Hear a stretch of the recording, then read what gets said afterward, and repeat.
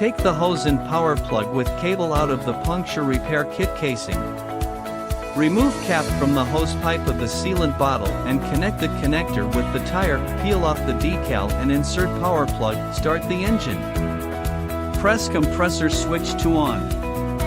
Inflate the tire within about 10 minutes to an inflation pressure of minimum 180 kilopascals and a maximum of 300 kilopascals. Once you have inflated the tire to its correct tire pressure, switch off the compressor, pull the plug out of the socket, unscrew the hose, fasten the tire valve cap. Immediately start and drive for about 3 to 10 kilometers, so that the sealant can seal the damaged area. Do not drive for more than 10 minutes and not any faster.